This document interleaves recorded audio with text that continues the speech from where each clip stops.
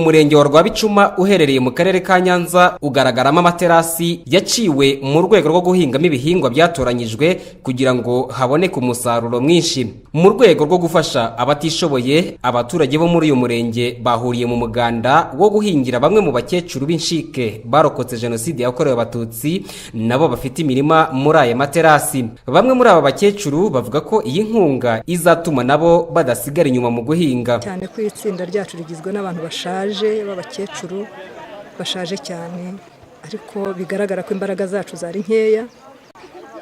Niyo mpamvu habayeho iki gikorwa cyiza cyo kuduha umuganda kugira ngo natwe igihe cy'ihinga tuzarangiza igihe cy'ihinga tugendeye rimwe n'abandi baturage bose tudasigaye inyuma. Kandi iyi nkunga yabo si iya mbere. Ubu ni ukuvuga ngo ngewe muri make ndashimira ubuyobozi, kuko ibi bintu byose tubiterwa nuko dufite ubuyobozi bwiza. Ubuyobozi bwita ku bantu bose butavanguye, ubuyobozi bureba abakecuru, bureba abasore, bureba abantu bose.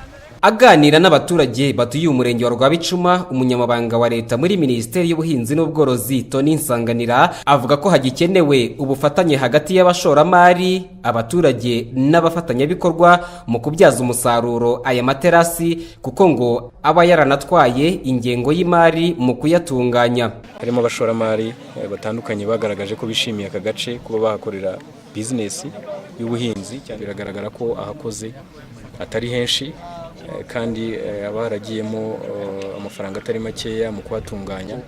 Haracyakeneye abafatanyabikorwa bandi kugira ngo aya materasi tuyabyaze umusaruro. Icy'ingenzi ni ubufatanye bwiza, icy'ingenzi ni uguterera igihe, icy'ingenzi ni ugukoresha inyongeramusaruro uko bikwiye, kandi uko bigaragara icyo nashimye cyane ni uko ubufatanye hano bufite imbaraga, kandi tubizeza n'ubufatanye natwe ku ruhande rwacu nka Minisiteri y'Ubuhinzi n'Ubworozi, ariko na guverinoma muri rusange. Abaturage bo muri uyu murenge wa Rwabicuma kandi bibukijwe ko bagomba gukomeza kwitabira ishyira mu bikorwa ry'igihembwe cy'ihinga, ndetse no gukomeza gufata neza aya materasi no kuyabyaza umusaruro.